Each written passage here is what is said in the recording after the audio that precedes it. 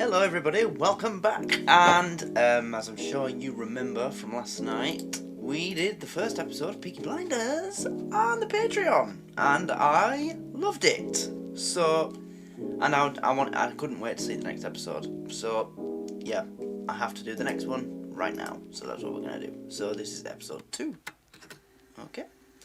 I don't know if this will ever be on YouTube, I doubt it, but just in case it is, please bear in mind that this series is available in full on the Patreon for $2 a month, with no editing, no background music, and yeah, plus much more content. So consider joining us over there. Let's go.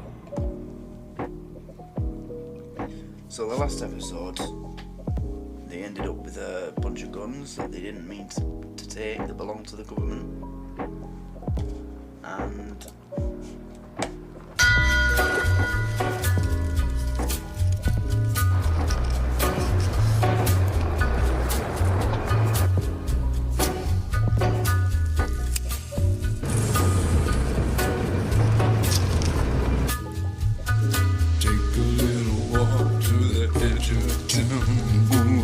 the track where the viaduct looms like a bird of doom as a ship and crack, where secrets lie in the border fires and Mohammed. I thought you said we were going to the fair. We have business first. Come on, bring your wits. What business? That's the Lee family. Tommy! Johnny Dogs. Tommy, how the hell are you? All the better for getting the city smoke out of me lungs. I thought you became a bit too grand for us. I've been busy. I'm riding with the Lee family now. I heard. Myself, I'd rather live among pigs. Come on, Tommy. No disputing. So you're first fare since France? What do you know about France, you warshy gypsy bastard? So this is the horse. And that's the car. There won't be a single thing that you can do. He's a ghost, he's a god, he's a man, he's a guru. You're one microscopic cog in a Hang on a minute. catastrophic plan. You're not swapping the family car for a bloody horse. Of course we're not swapping it. Huh? That'd be mad. We're gonna play 2 up.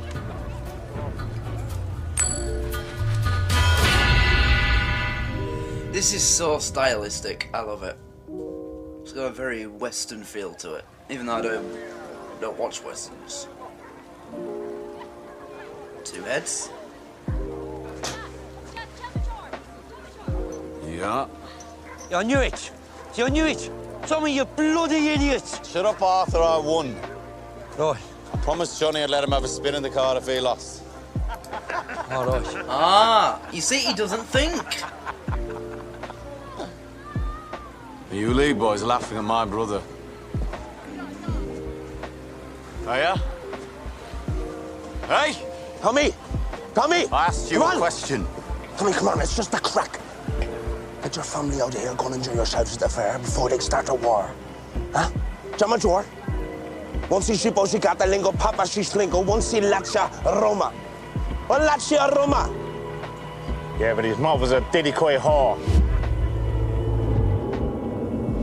Do him.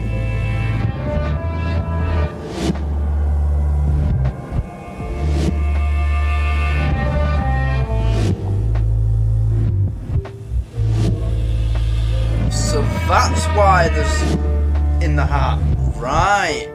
Oh.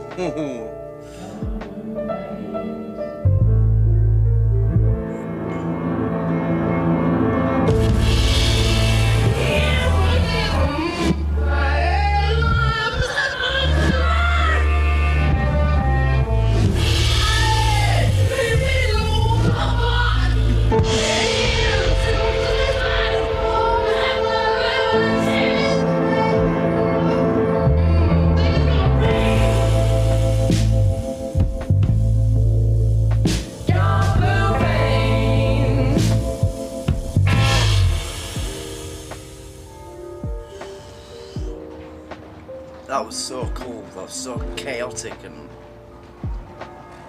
yeah.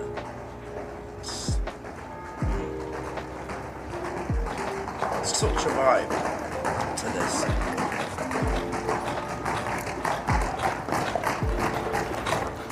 It's this prick. We will take them before last night's beer turns to piss and wakes the devils up.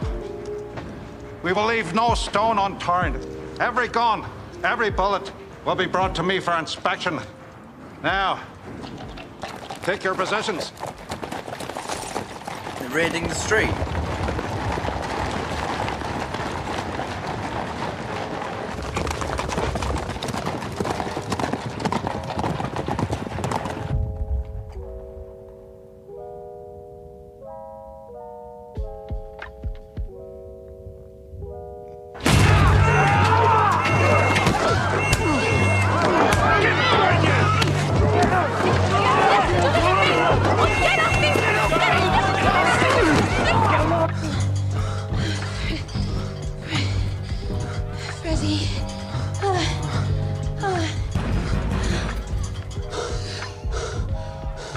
Sure your brothers are at the fair? If it was them, they wouldn't knock. What is it? The police are rounding up the communists. Come on, Ada. If the cops find me, we're screwed. Fuck. This is all. Ada!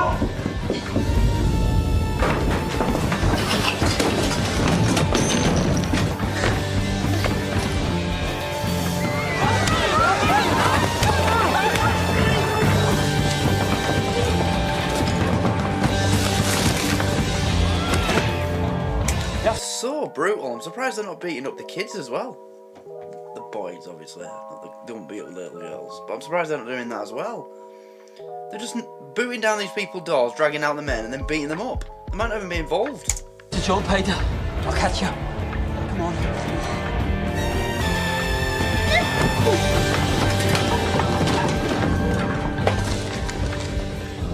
Look at this. The prescription for iron tablets for Ida fucking Shelby. Mrs. Donovan, I need that favour. Come in and be quick. I'm not coming in. She is. Holy Jesus, it's the Shelby girl. You've not seen her with me, okay, Mrs. Donovan? Just give her a cup of tea and let her stay until the police are gone. She's the sister of those Peaky Blinder devils. And yet, she's an angel. Come on, Ada. What are you going to do, Freddie? Hey, I'm going to have to leave town for a bit.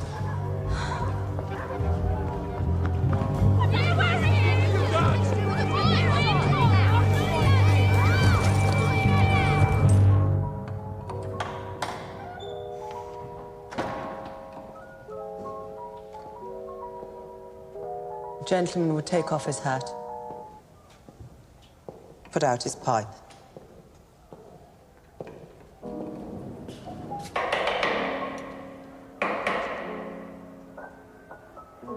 So you specials only dare come here when you know the boys are away at the fair. Exactly. Fucking shit. And your nephews?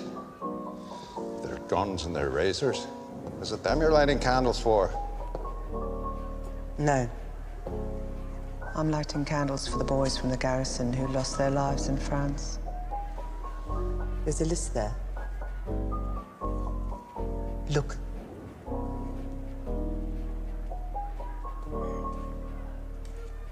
Here you didn't make it to France, Inspector Campbell. You've heard of me.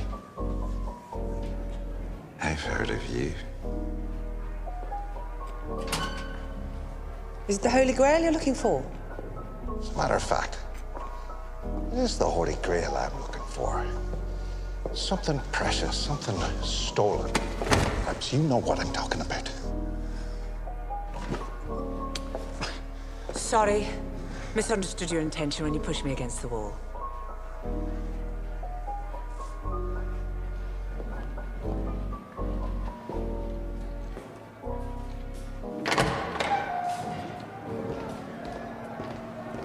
Turn the place upside down.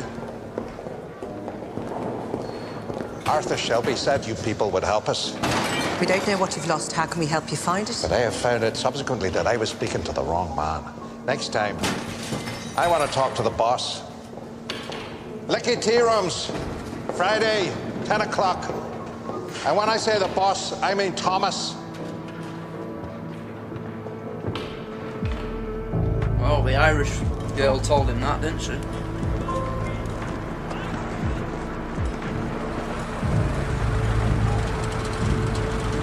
I'm guessing that's them. Yep. Coming back. Jesus Christ.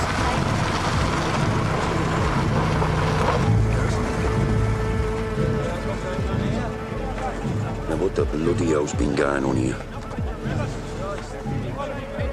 Jesus Christ. The coppers told everyone Arthur had agreed to it when he was arrested. They said the Peaky Blinders had cleared out to the fair to let them do it.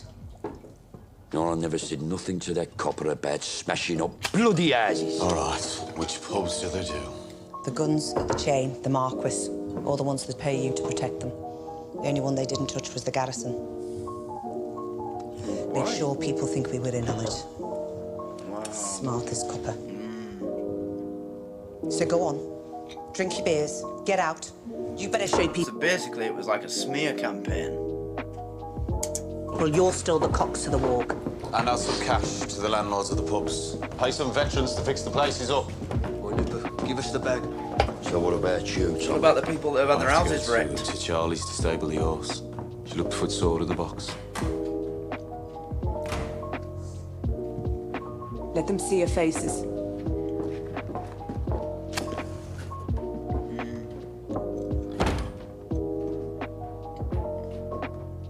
So we both know what they were looking for. Yep.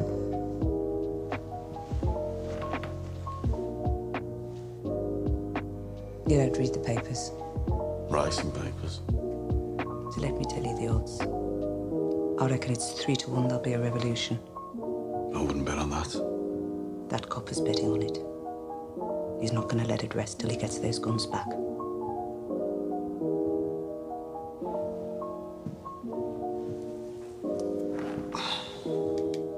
Did he talk to you, Paul? In the church, Did he try to find our Ada?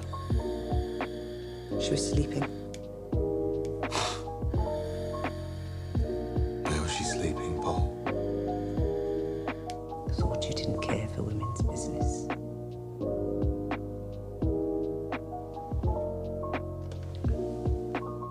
He knows you're the boss. He wants to meet you.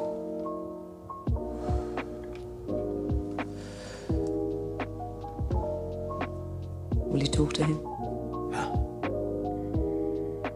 You don't parley when you're on the back foot.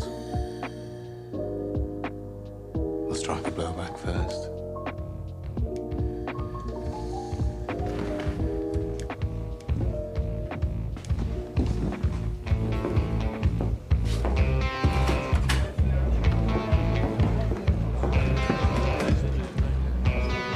Fee, lad, what are you doing? We're having a fire. Turbo for your picture of the king. What? Bring it to Waterloo Lane. You all feel, lad? All right, it's good. Right, you cooking the interest, mate. Come on, Fee, keep up. You right through, come on. Come on, James, go do yourself. Pictures of the king. All right.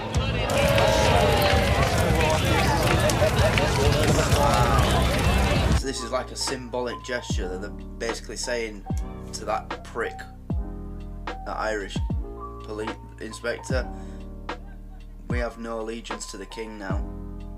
You've gone too far. Wow.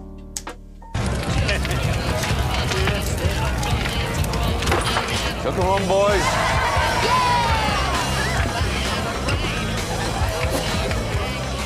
Lie to God, you know what you're doing.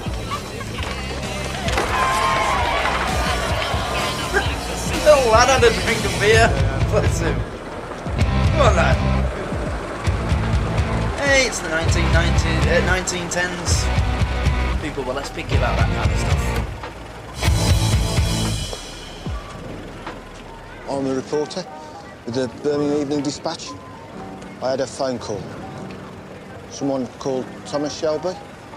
Come with me. He's inviting the media. Come on, folks, there's a bit of room. Come in. You back for us, please, folks. You're Mr. Shelby. All the way back, please. I am. You said I would be protected. You're protected. What's going on? Well, there's some things I want you to write down. Now, first of all, it's not the people around here that's loyal to the king. It's the opposite. You see, we don't want our beloved king looking down and seeing the things that have been done to us. So we are taking down his pictures. But why are you burning them? We went through hell for our king. Walked through the flames of war, write all this down. And now we're being attacked in our own homes. These new coppers over from Belfast, breaking into our homes and interfering with our women. We don't think our king would want to see that happening. So we are lighting fires to raise the alarm. May I ask you, in what capacity do you speak? No capacity. I'm an ordinary man. I won gallantry medals at the Somme. I want you to write in your paper what's going on here. Go on, go.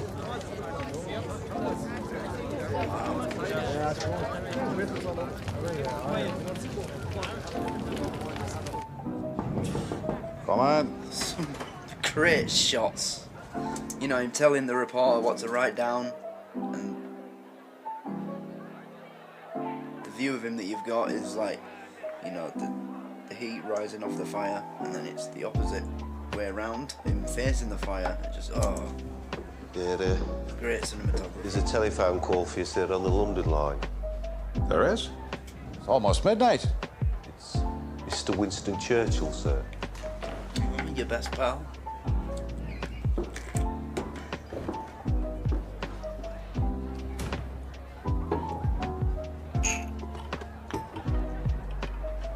Yes, sir. Inspector Campbell, I hear there's been a bonfire in your city.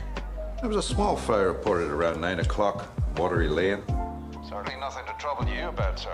Ah, but I'm afraid it has troubled me. Half an hour ago, I received a wire communication from the editor of the Birmingham Evening Dispatch. It seems one of his reporters was invited to the fire and discovered that they were burning pictures of the king. Of the king?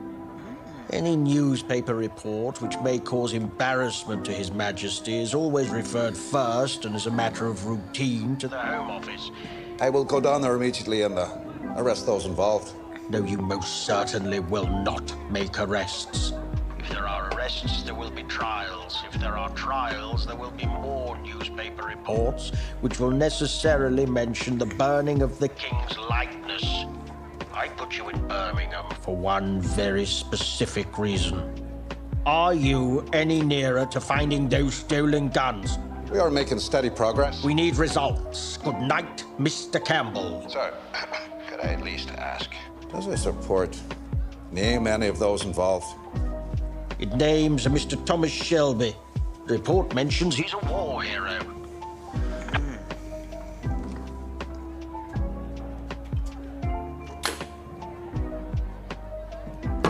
Well, you thought you could just turn the whole street upside down and get away with it?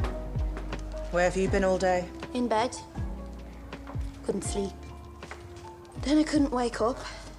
Then I was cold, and then I had to go for a wee. Then I was with this bear on a boat.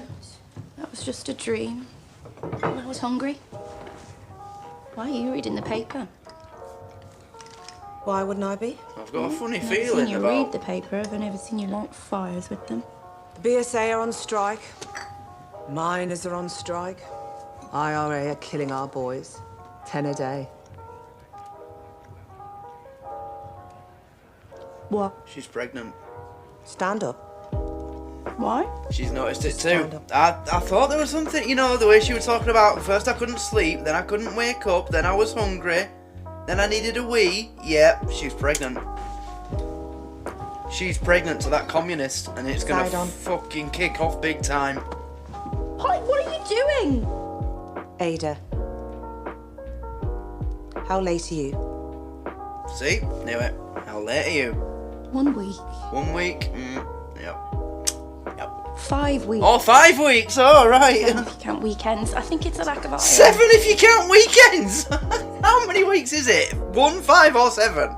So she's 7 weeks late. Okay, right. Yep, you're definitely pregnant, love. I got some tablets. That's what the tablets were. Wait, iron tablets? What, she got those to... Eh? I obviously don't know enough about pregnancy. I thought iron tablets would be beneficial to a baby. It'd make it stronger, wouldn't it? I don't know. No. Pregnant to a communist. That's not going to go down well with this family. You can get dressed now, love. So am I or not?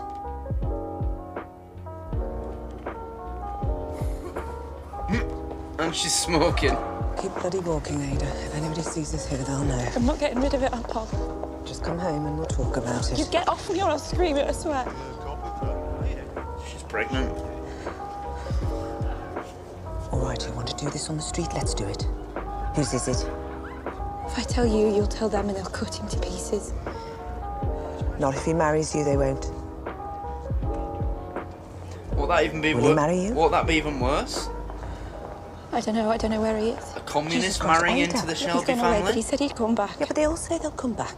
He's not like that. He's a good man, he promised. He will come back, Aunt Paul. I know he will.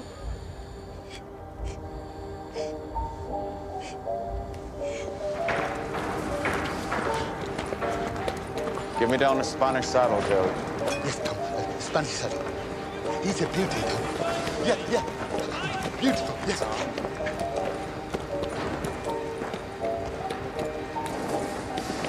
Fine beast you got there, Thomas. What is he worth falling out with the Lee family over?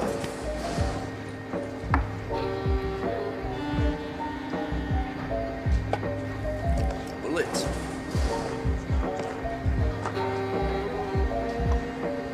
Just passing it on. Declaration of war. The whole Lee clan. It's got his name on it. The guns and now this. That's bad news. The guns are not spoken of. Right. Tommy. Tommy. You mind how you speak to me? Forgive me, Uncle.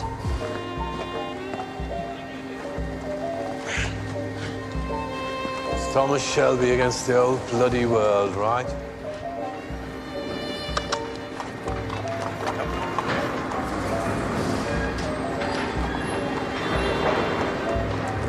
Is any of that real?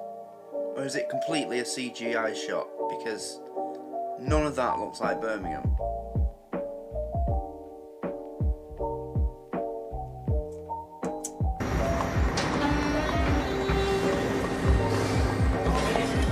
It's nice. You know, it's like a 1910s version of their idea of modernisation. It's weird. Seeing a very old, back in the past version of what they've thought the future is going to look like.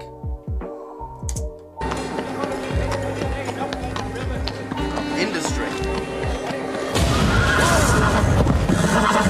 Fucking hell.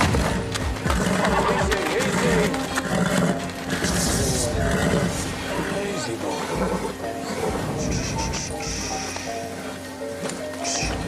In France, we used to say, shh. In France, we used to say, it's just a music hall band turning up.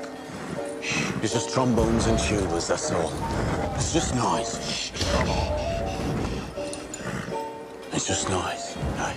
It's just noise. You get used to it. It's just noise. Good boy. Good boy. He's good with a horse.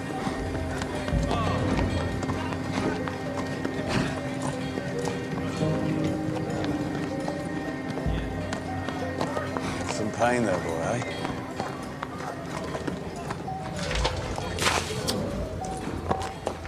I'm so sorry, Mr. Shelby. I'm Grace, by the way. I know who you are. What's his name? He doesn't have a name. Poor boy deserves a name. You have something to say to me? The other night she came into the pub when I was singing. She said singing wasn't allowed. I'd like there to be one night a week when they're singing. I think it would be good for everyone. Saturday nights. Harry was too afraid to ask you, so... But you're not. I am. But I love to sing. So sing at home then. You sound like one of those rich girls who comes over from Dublin for the races. Do you like horses? How'd you fancy earning some extra money? Doing what? Did you get out a nice dress? I want to take you to the races. I did. Mind you, I thought there was something in how they kept showing them looking. Now, before we go to the events. Got a couple of changes coming in, John. Rock fairly down to 8. Come in, boy, yeah. Come on, you side horses. Get your bets in now. Come in, boys, do it. He has been taken out to the twins, yeah? Down to 10. That's right. Doubles. Okay, Fred, one of them, boys. You want to push that, mate, because he's going to go even soon. Change up, Fiercey boy. It's all lady.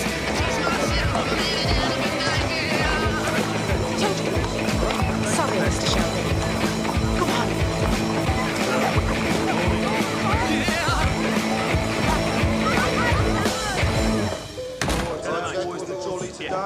All right, Mr. Shelby. How's it going? Frank, how's the leg? Good. Nice to see you, Sam. Just a thing. The quality isn't great with this.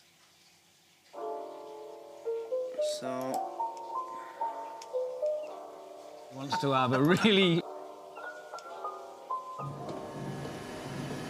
Hello, love.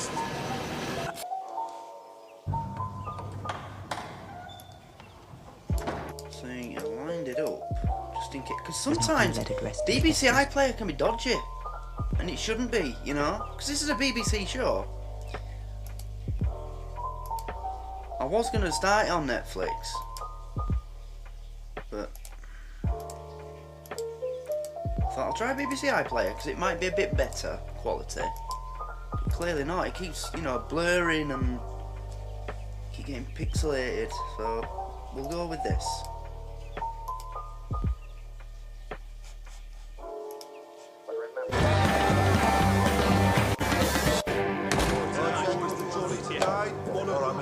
How's it going? Frank, how's the leg? Good. Nice to see you, Sam. See, better already. Morning, Charlie. Well, that's good, boss. How we looking? Looking good, Tommy. Tommy, they're all here for Monaghan, boy. That's what I like to hear, Johnny boy. And Ann Paul wants to see you.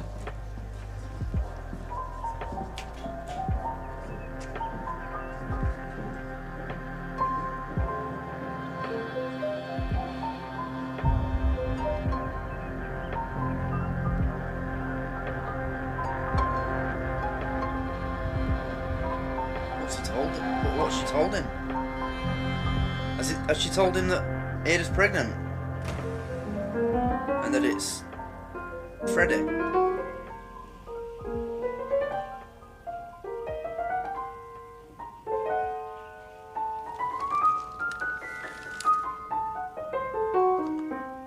Ada?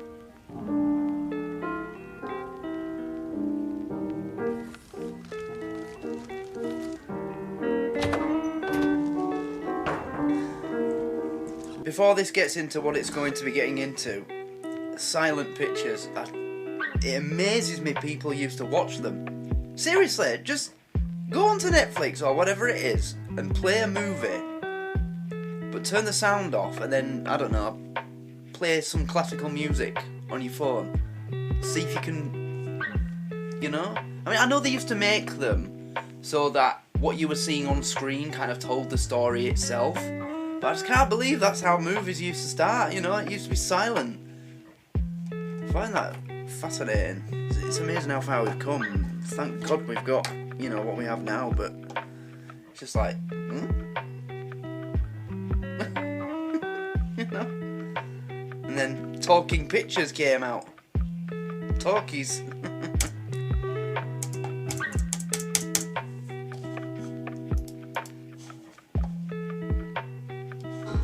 I'm surprised he didn't sit up then. I said a word that sounds like Talkies.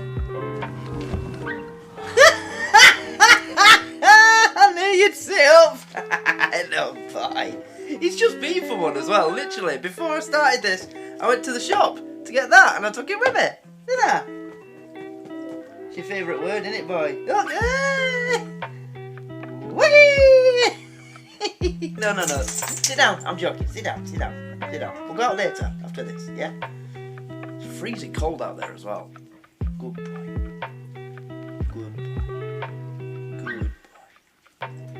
You're a good boy. Aren't you? You can even tag. Well, it's not new now, really.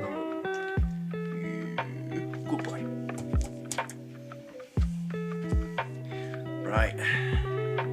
Tell me the man's name, Ada. Rudolph Valentino.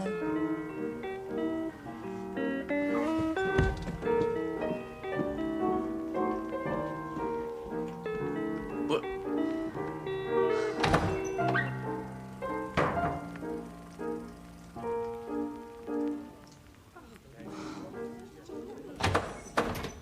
Get out. All of you. He's turned the film off. I said, tell me his fucking name. Freddie fucking Thorne. Yeah, your best mates in school, the man who saved your life in France. So go on, cut him. Cut him up and chuck him in the cut. Oh dear. Oi! I'm a Shelby too, you know. Put my fucking film back on. He did, though. I'm a Shelby too, you know. Put my fucking film back on. It's my cinema. Oh, look at all that money. Jesus Christ.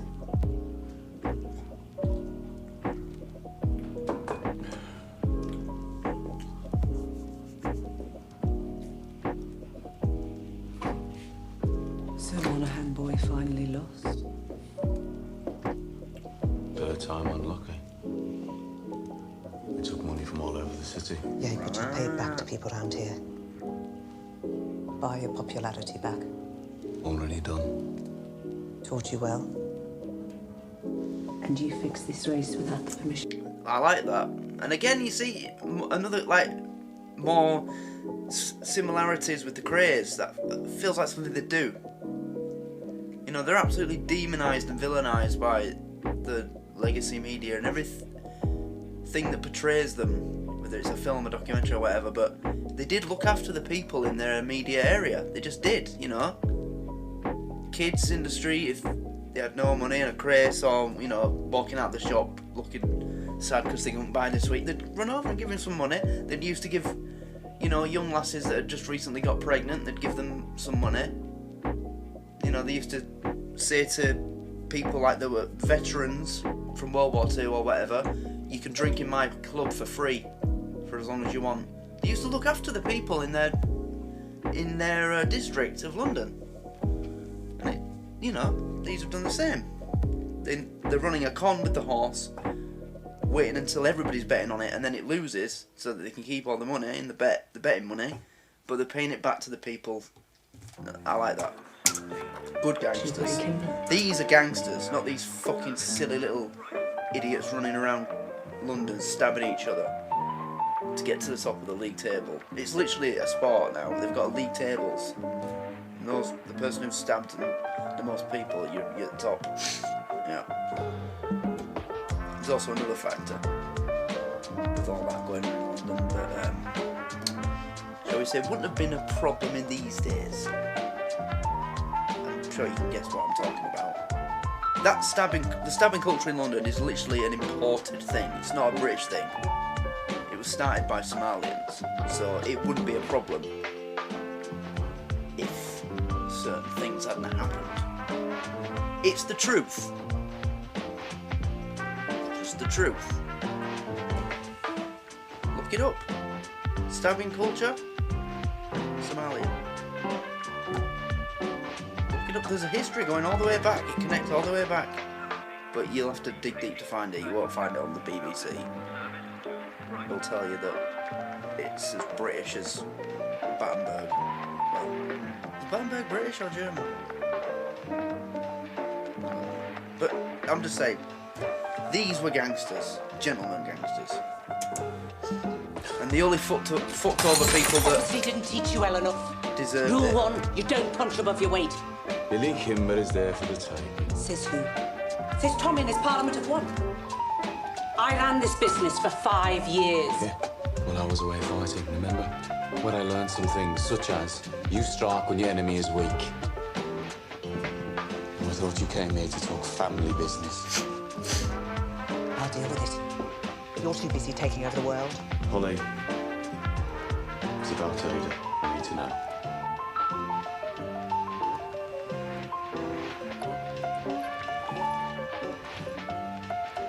Ada wants you to give Freddie this letter. She wants Freddie to know she's having his baby. He deserves an opportunity to do the right thing. I say we give them a chance.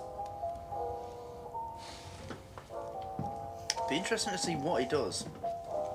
For a woman who's had a hard life with men, you're still full of romance, eh? What do you think Freddie sees in our Ada? It's Freddie's business. No. No, I'll tell you what he sees. He sees machine guns and rifles and ammunition and some glorious revolution. What is it you really don't like about Freddie? He's a communist. There's no life for the man on the run. If you can't see that, you can't see much.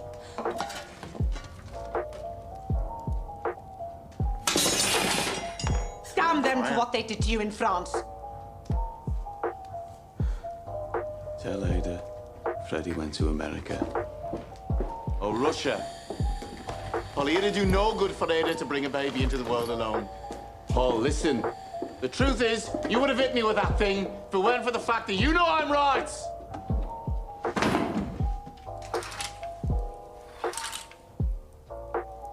Thought I heard someone knocking. Couldn't get back to sleep. The longer you leave it, the worse it gets.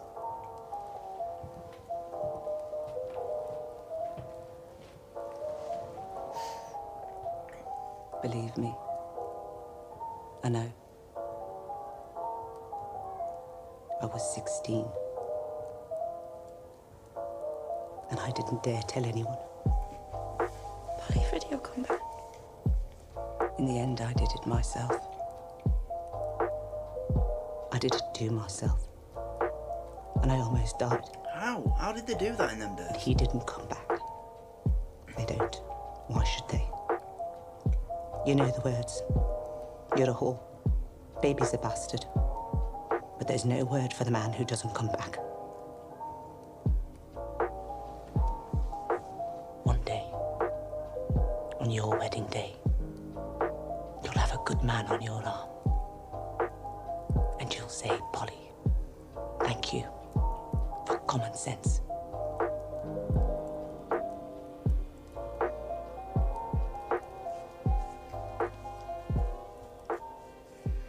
This woman's in Cardiff.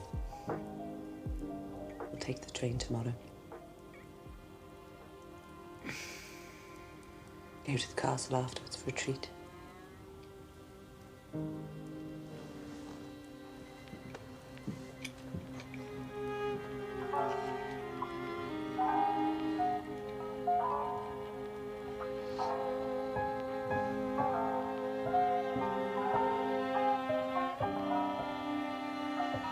So she's gonna do it then.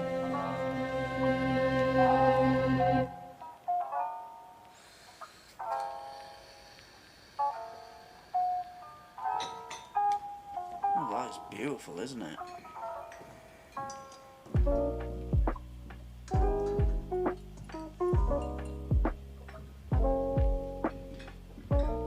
So he's meeting him then.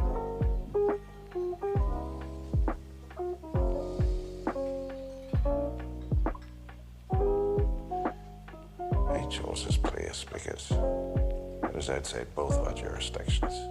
Do you want tea? Inspector, I responded to your invitation because I want us to understand each other. I'm a businessman. I want to make my business successful. And I want my city run peacefully. Well, if the city is peaceful, business can thrive. So we're on the same side. I think perhaps we could be.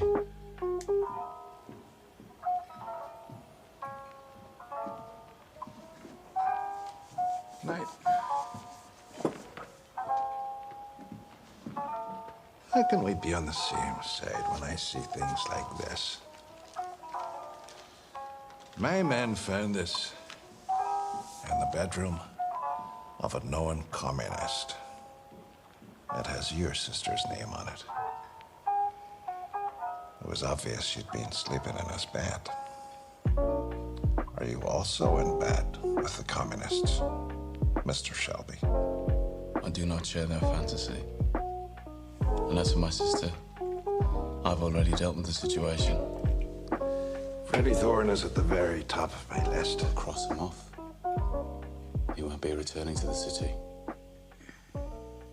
I'll make him part of our deal. What deal?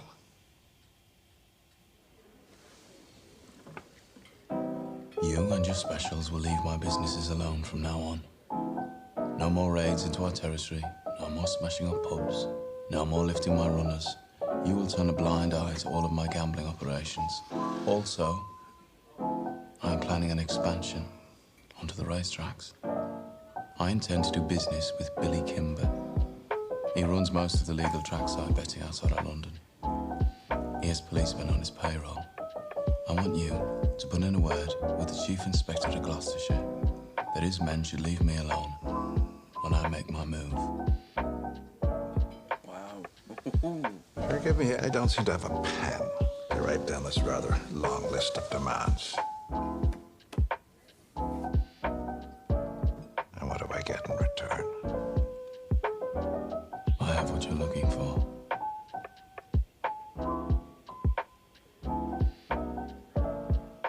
I have the guns. What guns? I'm not here to play games. Wait. Was this his plan all along?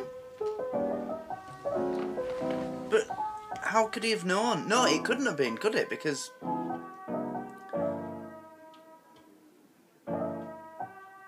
how would he know that where they came from, who they belonged to, and then the government would send a special detective to the city to look for them? Because what I'm thinking is he intentionally took the guns instead of the bikes, knowing that they belonged to the government or they were a government consignment, part of a defence contract bound for Libya to, I don't know, bolster the army supplies fighting there, although I don't know what connection that is. I don't know what happened after World War I and more World War II. But my thinking is he planned all this so that he could get a meeting like this with a top brass copper to say, let me do my thing and I'll give you the guns. Is that what he was always planning to do? But then it all stops making sense when you think, how did he know that they belonged to the government and the response from that government would be to send a special detective to Birmingham to clean up the city, start looking for them?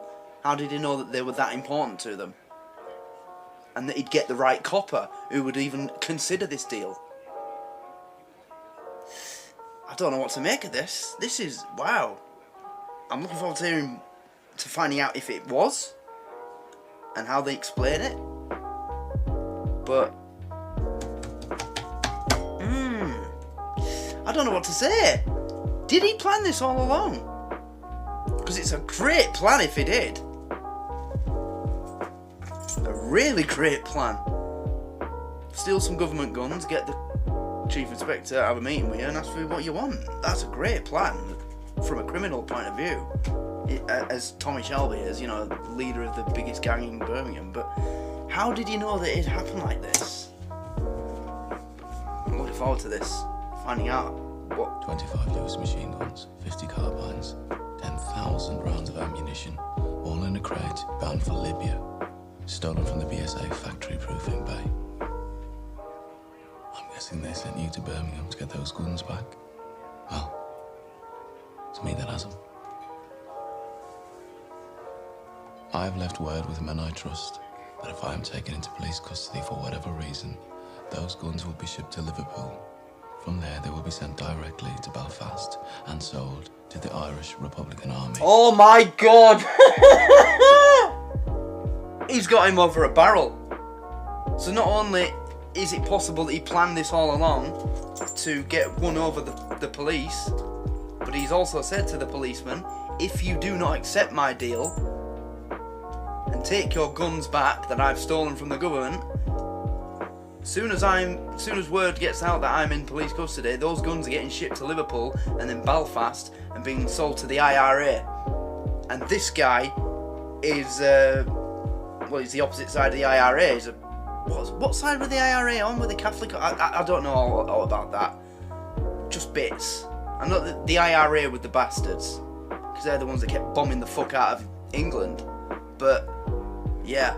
Wow. So he can't really say no, because he knows if he does, the IRA are going to get, like, shitload of guns. Like, proper guns as well. Lewis machine guns. Rifles, carbine rifles, pistols, 10,000 rounds. Wow.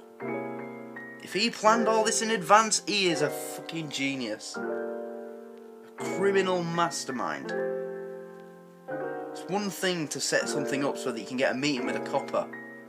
Well, no, not a copper. A chief inspector, a top brass from Special Branch, to strike a deal. But not only has he planned that, possibly, I mean, but he's also planned it so that this copper can't really say no to him. That is really clever. Wow. All your good work in Ireland will be undone. Yeah. Each stolen weapon is numbered and marked. If I sell them to the IRA, it won't be long before Mr. Churchill... And you'll be for the chop. I imagine you got into enough trouble over the burning of the King's photographs. That was just a taster. If those guns reach Belfast, your life in the force is over. When I've achieved what I've set out to achieve, I will let you know where to find the guns. You'll be a hero. You'll probably get a medal. I'm a fair man. A smart It's man. a fair offer. Yeah. Oh, Tommy. Do we have a deal? This is like mafia shit. Mafia level extortion. What would it fall under? What category is it? I need an answer. I mean, it's right now. Blackmail, you know. Industry level blackmail. Criminal industry level blackmail. But I'd prefer if we don't shake hands on it. Yeah, I've swallowed enough pride. Saying very well. I can't shake your hand as well, Tommy.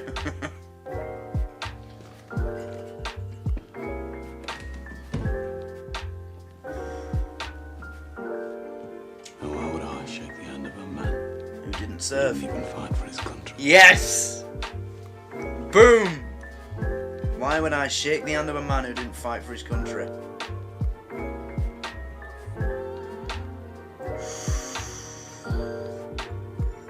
But now that the excitement of it's over, I'm now thinking ahead. How's he gonna come back at him? I feel like a storm is coming. But that was...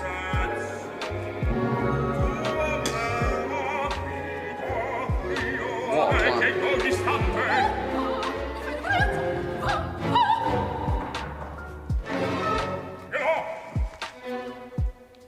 Grace.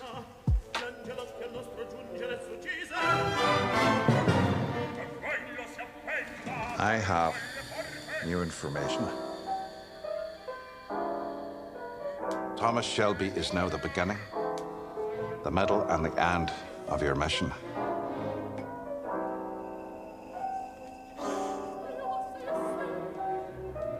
Don't get hooked on that, because there's no antidote in those days. So what shall I do? It hurts me as much as it would a father sending his own daughter into a whorehouse. But no matter how repugnant it may be, you must do everything you can to get close to him. And find out where those guns are heading. Of course, when I say everything, I don't mean. Underestimate me in every way.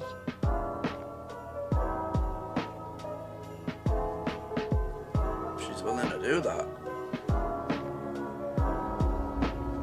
Yeah.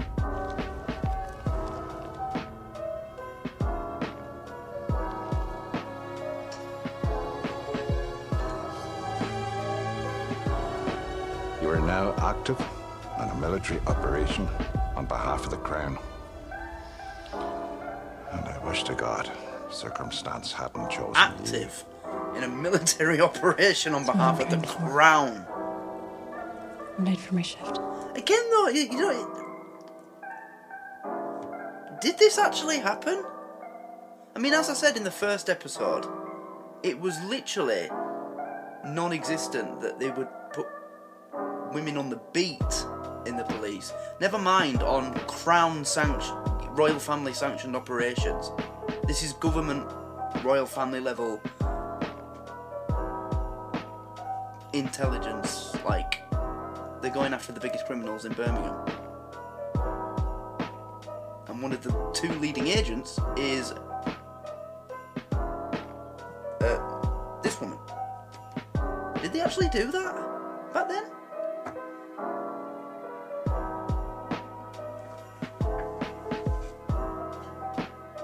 I just find it hard to believe. You know, I mean, it's something that's only just starting to happen now. Women are only just starting to get in like high positions in the police, government, intelligence. So I find it hard to believe that this would happen in 1919. You're now active in a military operation on behalf of the Crown. Would it happen? Callum James, you're my wingman on this kind of stuff. See if you can find anything out about this as well. Appreciate it. Grace, my heart is with you.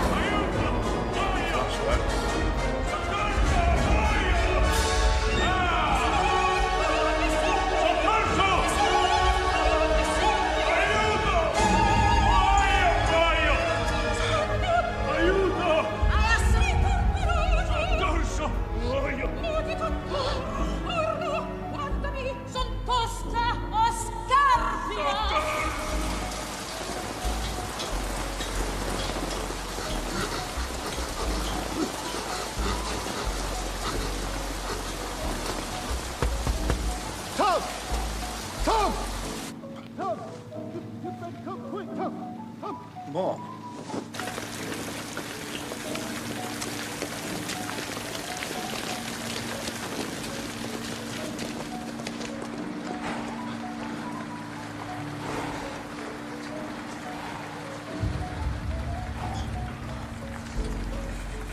Oh, he's lame.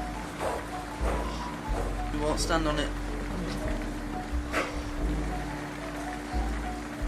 Kelly, tell me. Custom. Kelly. Shh, Kelly.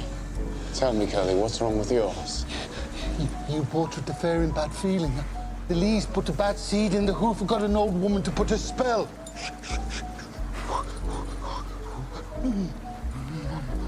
So those Lee bastards cursed her. Whatever it is, he says it spread to the other feet. Oh, they're gonna have It's to going kill to his him. heart by tomorrow, I say. Seen curses like this twice. Can't take them back, Tom. No. I told you, Tommy. Better enemies to have than black blood gypsies. Get out. You know what they say about a gypsy's curse? I mean, obviously, it's not a curse that's caused this horse to have a bad leg that's now spreading to the other and might kill him. There's no such thing as curses and witchcraft and all that stuff. But it's 1919. People genuinely believed in that shit. I mean, there were people that would not even have a black cat. And, well, I can't think of many superstitions, but there's people that went out their way to avoid doing certain things or, you know, being in certain situations because they genuinely believe there would be consequences. I'm trying to think.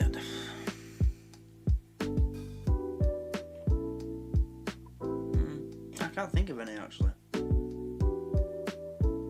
But it was a much more spiritual time, you know. A lack of science leaves room for only one other thing to believe in, and that is religion and spirituality. And people believed in this kind of thing strongly. Some people still do, you know. Some people still walk under a step ladder. That's like the modern version, isn't it? Of not having a black cat. Or don't open an umbrella inside. I don't know. Just carry on. Get out, Curly.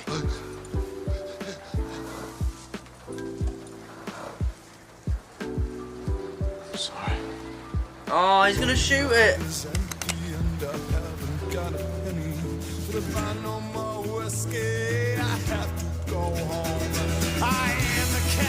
Oh, thank God it didn't show it.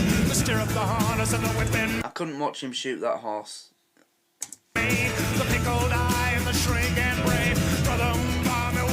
Like, literally, I love horses. When my first horse in Red Dead Redemption 2 died, I didn't play the game for like a fortnight because I just couldn't play the game without my horse. But I got over it and went and bought a new one. Bethany. What is she, American Thoroughbred? Something. But yeah, my first horse, when that died, I was gutted. Because it was just such a good horse. Put a lot of money into it as well. $200.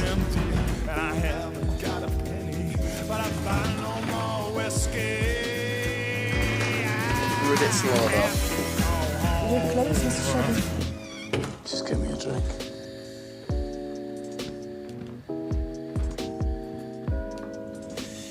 Oh dear.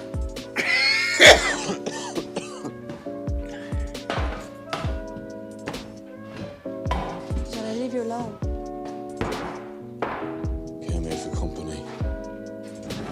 Where's Harry? You took the night off.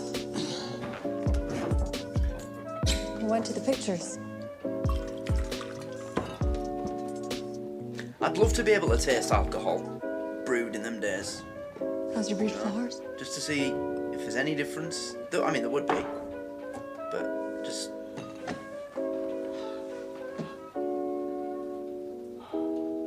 I just put a bullet in his head. Was he lame? He looked at me the wrong way. It's not a good idea to look at Tommy Shelby the wrong way.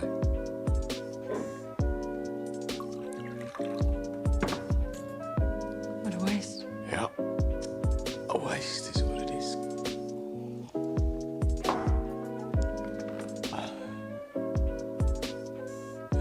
You know, in France,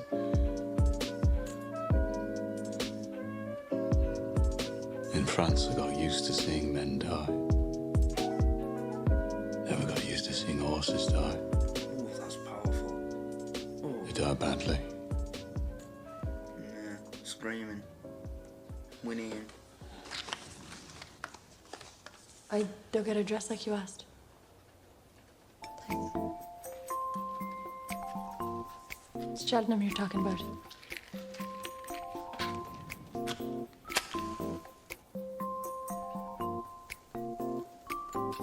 Cheltenham's Grand Affair, is it not? The king will be there. King George. No. No. King Billy Kimber and all his men. That king. What must I do? £2, you'll do what I ask you to do. I want 3. £3? I'm meeting a king. I won't be wearing a cheap dress. I wonder how much that was. And I asked you to let me sing. It's part of the deal now, too. I normally check that kind of thing during reactions. But Since when? I don't want to stop it. Since you nearly smiled.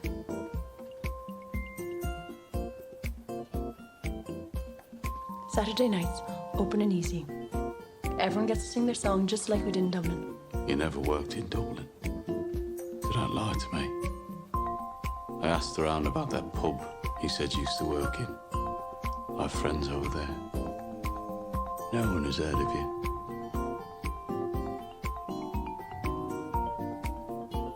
Is he going to get I guess closer it to is. her? In that You way. had a girl from a good family who got herself pregnant.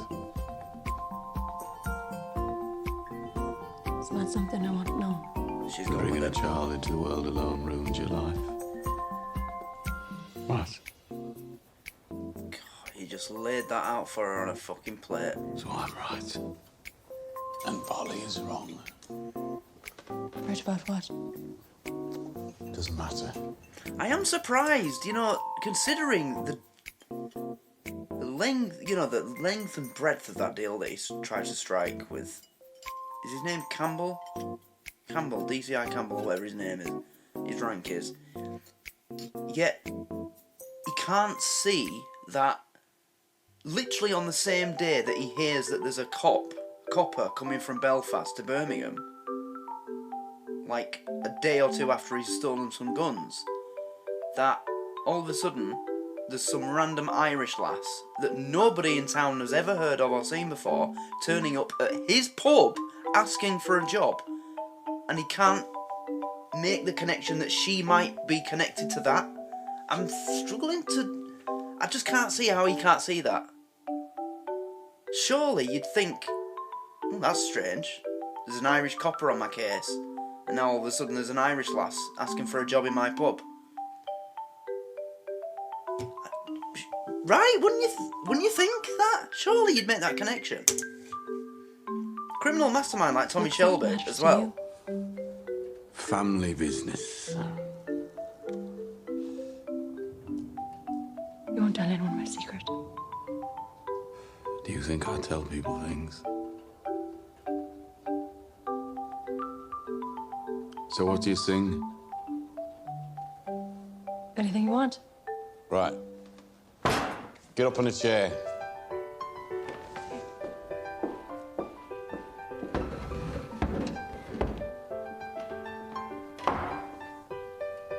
Happy or sad?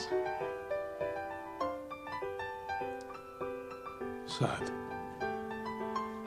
Fits the man. But I warn you, I'll break your heart. Already broken. I'm amazed how much I get chills from this. Little town they call Belfast. Apprentice to trade I was bound. Many an hour sweet happiness that I spent in that neat little town. A sad misfortune came over me, which caused me to stray from the land. Far away from my friends and relations, betrayed by the black velvet band. Her eyes, they shone like diamonds. I thought her the queen of the land. And her hair hung over her shoulder, tied up with a black velvet band.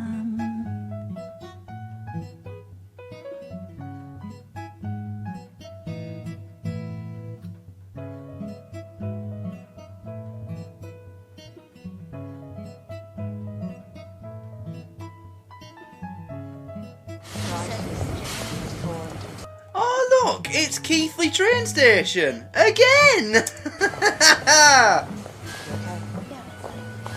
Yep. Oh bloody hell, that is so familiar to me.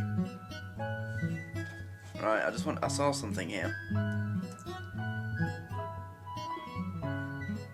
That was a great scene, by the way. Right, these windows, again, no editing or decorating by the team. What do they call the team that like builds the sets or edits? Anyway, those are just the original windows. That's what they are now. Like, I could go down the train station now, or tomorrow when it's daylight, film, and it'd still look like this. Those windows, exactly the same. Yep. These weird planks of wood going down the wall in red paint. Yep, they're still there. That it's just got an old-timey timetable and map on it, but that's still there. And this. Carriages over there that are going to be empty.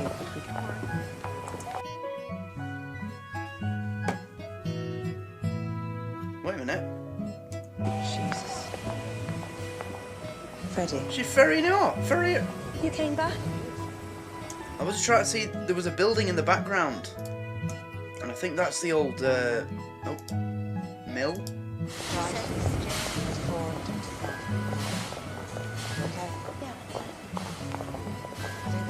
I think it's a there mill. that are going to be empty. This building here. I think that's still there. Although I can't. Yeah, the roof. It's amazing how this looks like present day. Jesus. Freddie. You came back?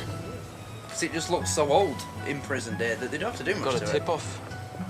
Freddie, Tommy will kill you. It's Tommy who tipped me off. Maybe he's got half a heart after all. What? Tommy got a message to me. Said get out of town. Take her with you. Really? So, I find that hard to believe. Ada Shelby. Will you marry me? Yes. Yes. Yes.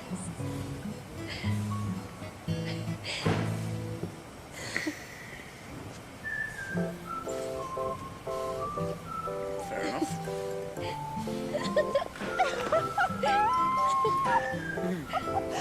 Right, get on this bloody train and get out of here. Come on, both of you. Freddie, come on! Freddie, Cardiff's okay. Anywhere but here's okay. We're not going anywhere, Ada. We're going to stay here. We're going to marry here. I'm not afraid of Tommy Shelby. We should be.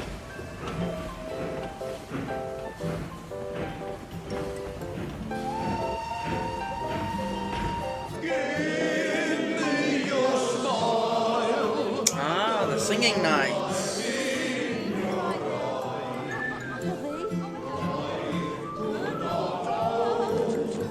Shuffle these cards. Apply, John Boyd sends it. Go play snap with Finn.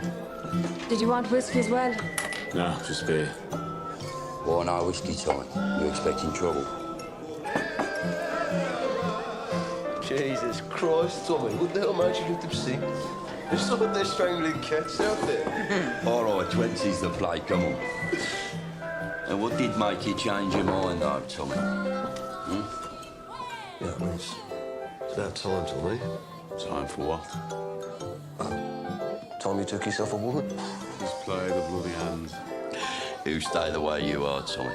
Remember what Dad used to say? Fast women and slow horses will ruin your life. Coppers. No.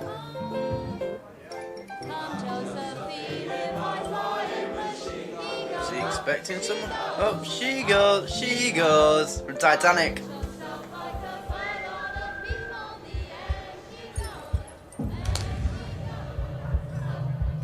Who's this? Is this Billy Kimber? They've got guns. Holy shit. It's Billy Kimber.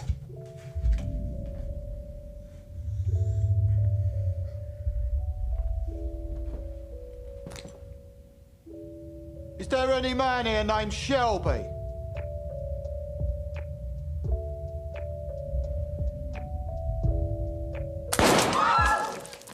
said, is there any man here named Shelby? Oh, it's him! Where have I seen him? Oh, what was he in? Gotta give these men a drink. Everyone else go home. I recognise him anyway. Pretty sure he played a criminal in whatever it was I saw him in last as well. I might be wrong. Fucking hell, they've cleared the pub out. You go home. But Mr. Fenton I said... said go home. I've never approved of women in pubs, but when they look like that... You said you wanted men called Shelby. You've got 3 of them. Right, I never heard of you. And then I did hear of you, some little Diddy Coy razor gang. I thought to myself, so what? These aren't Diddy But Coys, then you Billy. fucked me over.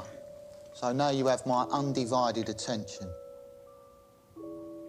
By the way, which one am I talking to? Who's the boss? Well, I'm the oldest. Clearly. Are you laughing at my brother?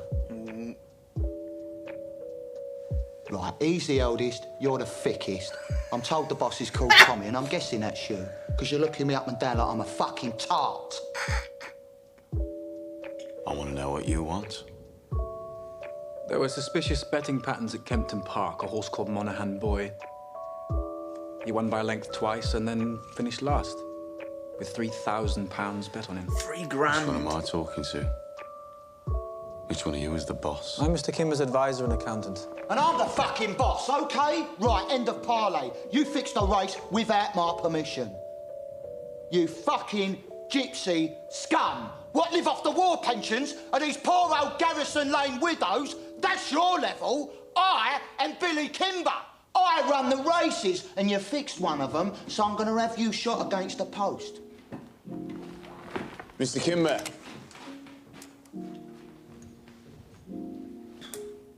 Look at it. That is my name in it. It's from the Lee family.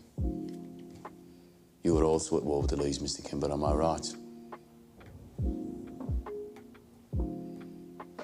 The Lees are attacking your bookies and taking your money. Your men can't control them. You need help. Perhaps we should listen to what Mr. Shelby has to say. Maybe you should, before Specky. we make our decisions. Right, the Lees are doing a lot of talking at the fairs. They have a lot of kin. They are saying the racetracks are easy meat because the police are busy with strikes. Now, we have connections. We know how they operate. You have muscle. Together we can beat them. Divided, maybe not. Mr. Kimber, perhaps we should take some time for reflection, possibly make arrangements for a second meeting. I admire you, Mr. Kimber. You started with nothing and built a legitimate business. It would be an honor to work with you, Mr. Kimber. He's ingratiating himself to him. Nobody works with me. People work for me. Yeah. I got that impression. Pick it up, Pikey. Pikey? Don't pick it up, Tommy. Sit down.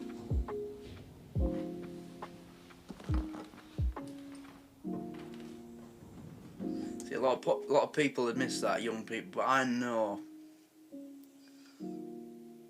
there's a lot of symbolism behind that. It's for your ceiling. Thank you, Mr. Kimber.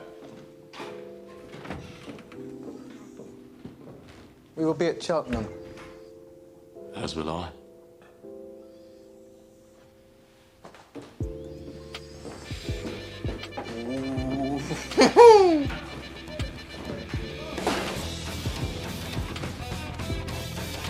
My God, again, the cinema. Just look at that shot. I mean, it's straight out of the 1920s, isn't it? It's just a street filled with smoke, because there's none of this clean air zone bollocks that you've got today. Just real city, real people, real... It looks so good. A misty night from the smoke from the metalwork factory just behind the camera. It's beautiful. With only the simple gas lights. I'm guessing the lights would still be powered by gas in the 1920s. I'm trying to think to a documentary I watched. I don't think electric lights started to become like normal until the 40s, 50s. Yeah. Only source of light, and I just love the cinematography. Is amazing. It's got such a mood to it, such a moody, gloomy. So you picked a fight with the Lees on purpose. Tommy, we can't mess with Billy fucking Kimber. Get yourself a decent haircut, man. We're going to the races. Oh, it's over. I hate when it's over.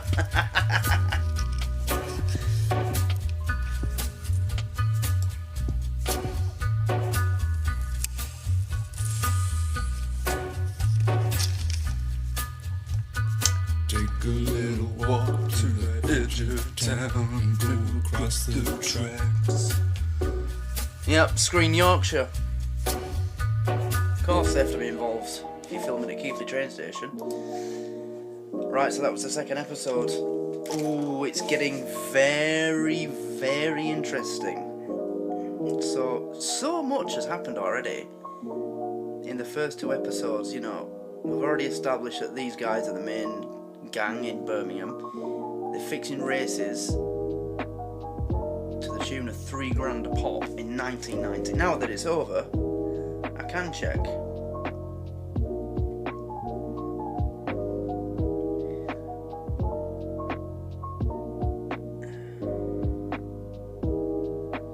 Right.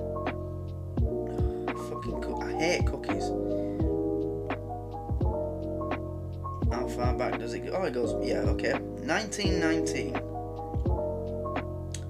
£3,000. It only goes up to November 2023, and inflation's going up all the time, so it might be a bit off, but let's have a look. £70.49? Don't think so. Or have I got it the wrong way around? I think I have, yeah. Supposed to put 1919 in the top box on the current day here. Right. Fucking hell! Right, so from that little racket they ran with the racehorse, they've just made £127,677.69. And again, not just obviously how much it's worth like that, as well as how cheap everything was in those days, because it was the age of abundance. Everything was just becoming available after the war again. But it was still very much a post-war era, so they were like kings with that kind of money. Jesus Christ. So yeah, and then, you know, it established that there's special branch coppers who took guns from the government and all that. And in this episode, we've got him trying to strike a deal with Campbell, Tommy and Campbell versus each other. That's very much been established already. It's Tommy versus Campbell. Yeah. But also the feud in the beginning with the gypsies, the Lee family. One insult about Tommy's mother, and they slashed them and beat the fuck out of them. Well done. So much is being established and set, you know, so many precedents and laying the groundwork for where this is going to go. I love it. It reminds me of Breaking Bad. You know, within the first episode of Breaking Bad, the entire chronology of the story was set. We meet this guy who's a middle-aged genius, literally like a Nobel Prize winner, but he's a high school chemistry teacher who turned down a job with his best friend, who started a company that went on to become worth, what is it, like $500 billion? He'd have been one of the richest men in America if he'd have gone into partnership with his friend, Grey Matter. Well, that's not established in the first episode. We just know that he's a genius who's just a high school teacher. And by the end of the first episode, he's diagnosed with his terminal cancer, and meeting up with Jesse to start a drug empire. And it's the same with this. It's just thrown at you and you can't blink or you'll miss something. I love shows that do that. I don't like slow burns. I hate slow burns. Because it's like, you're constantly waiting for something to happen and you're like, oh, come on, will you just tell us who this guy is, or will you tell us what's going on, you know? I love it when it's just thrown at you from all sides and this is what's happening, this guy's this guy's that, this is you. Yeah, I love that. So, yeah. 2 episodes in and I feel like it's, you know, we're already like halfway through a story, but I know it's only the beginning. This series that we're watching now, episode 2 started in 2013, and this show only finished 2 years ago, so I know we've got a lot to go through, but I feel like there's half a story being told already. And again, I have to mention it, the cinematography is absolutely beautiful. I'd like to know how much of what we see when they're like walking around the little area in Birmingham, how much of that's real or CGI. I know that, you know, that like the wide shot, like the docks where is that the cut where the boats come in and all that stuff in the background. I'm pretty sure that's CGI because you can tell when it's CGI, especially from 2013. You can tell it's like blurry and it's not exactly clear. Like if you were actually looking at that, it doesn't look like that, what you'd see if you looked at that with the naked eye. So I'm pretty sure it's CGI. But you know, the streets where the pub is and the metalworks, it's just so right. It fits the period perfectly, you know, and you've just got men working in the metal shop, sparks flying out into the street as little children run past, and men going up and down the street on their horses. It's beautiful. It is like a window into the 1920s. It's gorgeous. And the first episode with the dusk flying down the street as Aunt Paul walks up it, and the fog and the mist. It's gorgeous. It's a masterpiece of cinematography. I love that. They've done a beautiful job with that. And again, the shots with Keighley train station, they've done a great job with that as well. Because in this one, we saw a bit of the background where, you know, the track goes out to, and if you actually stand there, you can tell that you're in 2023 because there's new buildings and stuff. But in this, you couldn't see any of that. You just saw a bit of the old mill building.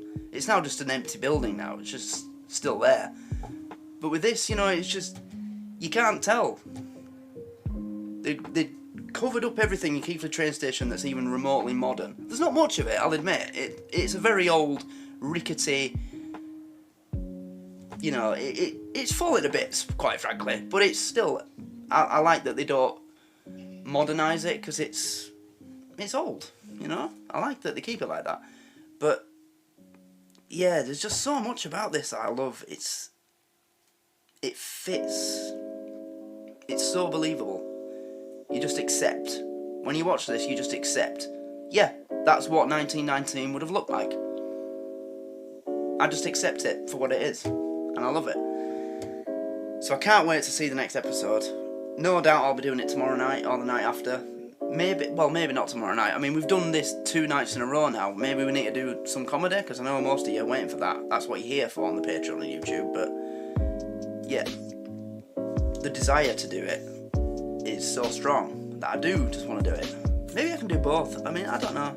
We'll see what happens. But yeah, it's got a grip. Same grip on me as Breaking Bad did. Prison Break, you know. As soon as episode 1 was over, I was on to 2, then 3, then 4. I think I did like half of the first series of Prison Break in one evening. It was just like I had to see what was going to happen next. And it's kind of the same with this, but because I know that this isn't me watching this for my own pleasure on my own. This is part of the content. I can't do that. I mean, if I could, I'd just film reactions of this all night, but I'm not going to do that. So, but yeah, I'm just going to be, I want to do the next one, you know, because it's so good. So, yeah, fantastic, absolutely loved it. It's beautiful. And I like the establishment of the characters as well. We're only 2 episodes in and we already know Tommy's biggest nemesis, his biggest enemies already. The copper, Billy Kimber, the Lee family that he's going at war with.